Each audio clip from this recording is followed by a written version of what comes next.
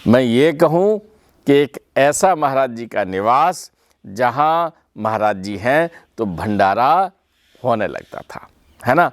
तो बहुत भंडारे हुए हैं यहाँ पे। वहाँ की जो व्यवस्थाएं होती हैं उसमें पूर्ण क्षमता से पूर्ण समर्पित होकर कार्य करते हैं। जो व्यवस्था में थे लोग और जो परिजन हैं उनकी सबकी व्यवस्था लगभग 12 बजे भोजन प्रसाद इन्होंने पाया। जैसे ही वो स्नानागार में घुसती हैं, कुंडी लगाई, सामने ऐसे निगाह गई तो दाहिनी दीवार पर चरण चिन्ह दिखाई पड़ते हैं। अब दीदी उठी, दीदी ने देखा, दादा ने देखा और जो भी वहाँ भक्त थे उन्होंने उन चरण चिन्हों के दर्शन किए।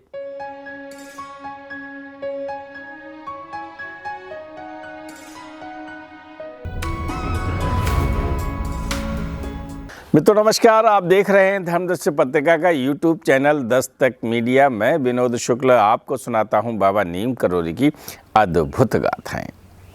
अद्भुत गाथाओं की श्रृंखला में आजकल आप सुन रहे हैं पूज्य कमला दीदी के संस्मरण। बहुत ही प्रामाणिक हैं और उन्होंने जो अपने संस्मरण लिखे हैं उसमें समय का उल्लेख किया है। आज जिस संस्मरण को मैं आपको सुनाने जा रहा हूं वो 29 जुलाई 1988, 29 जुलाई 1988 का एक अनुभव है और गुरु पूर्णिमा का दिन है।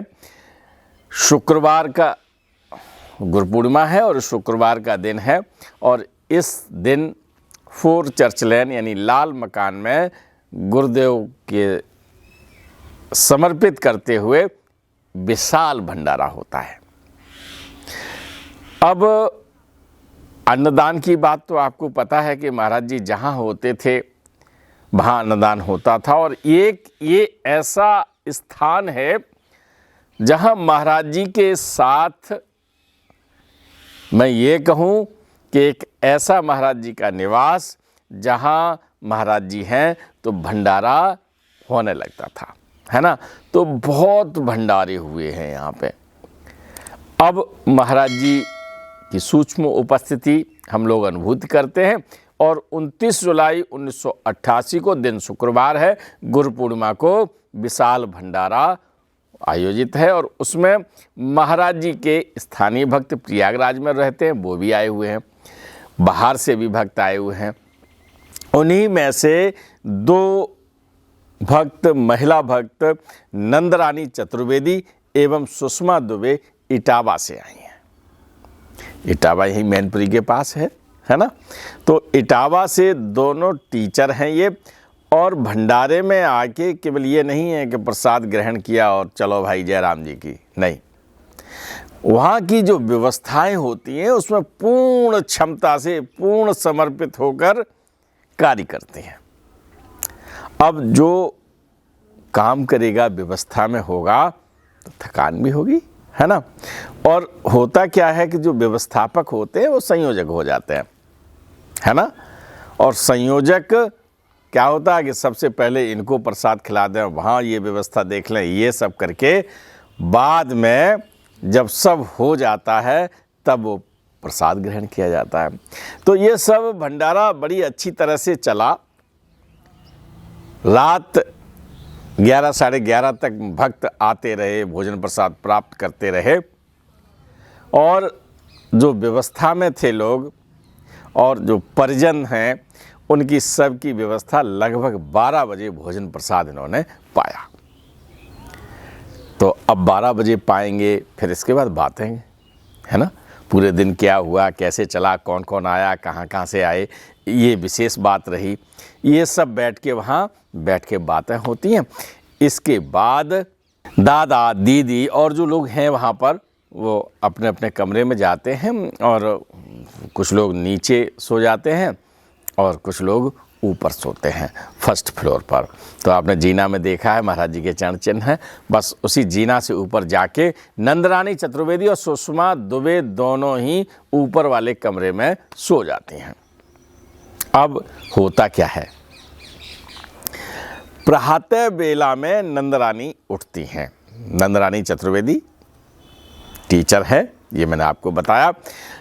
अब उनकी एक आदत थी, भाई इटावा में रहती थी तो आदत उन्होंने अपने हर एक आदमी की आदत होती है, कोई सुबह उठ के जल ग्रहण करता है, कोई गर्म जल ग्रहण करता है, कोई नॉर्मल ग्रहण करता है, कोई तांबे के लोटे में से ग्रहण करता है। ये सब ऐसे ही उनकी एक आदत थी कि उन्होंने अपने कमरे में महाराज जी का एक चित्र लगा रखा था, एक तस्वीर लगा रखी थी, और जैसे ही आँख खुली उधर देखा, उठी और पैर छुए।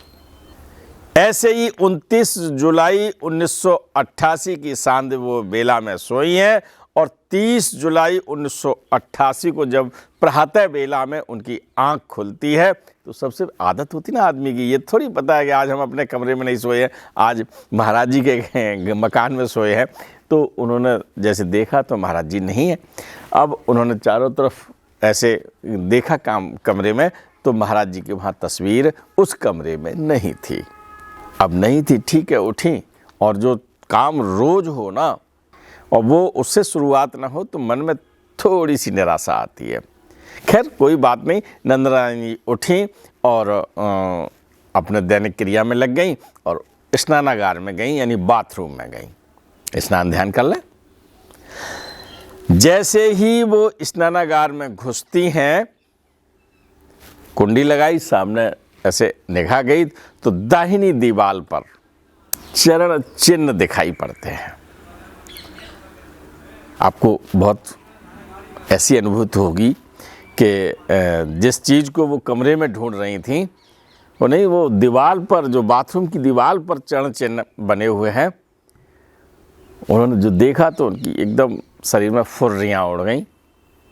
उनको एकदम विशेष अनुभूति हुई और समझ गई कि महाराज जी के ही चरण हैं। उन्होंने तुरंत जो है उनके पैर छुए, अपने पल्लू से, साड़ी पहने थी, पल्लू से उस जगह को साफ़ किया तो जो चरण चिन्ह बने हुए थे उस पे से जो गंध हो जाती है ना, ऊपर जैसे हवा बढ़ती रहती है तो हल्की सी धूल जम जाती है, धूल के कण होते हैं, तो वो कण साफ हो गए और चरण चिन्ह और ज़्यादा उभर आए। अब आप देखिए महाराज जी कहाँ से क्या कर देते हैं। अब उन चरण चिन्हों को उन्होंने पुनः प्रणाम किया और बाहर निकल के तुरंत कमला दीदी को बताया कि दीदी देखो, महाराज जी की चरण हमें मालूम पड़ते हैं स्नानागार में, बाथरूम में हम जब स्नान के लिए घुसी थी तो वो हमें दिखाई पड़े, आप भी देखिए। अब दीदी उठी, दीदी ने देखा, दादा ने देखा, और जो भी वहाँ भक्त थे उन्होंने उन चरण चिन्हों के दर्शन किए, उनके चरण स्पर्श किए। तो देखिए महाराज जी के एक भक्त की ये अभिलाषा कि प्रातः बेला में महाराज जी के वो चरण छूती हैं, उस समय कोई तस्वीर नहीं थी, तो वहाँ उन्होंने अपनी अनुभूति करा दी।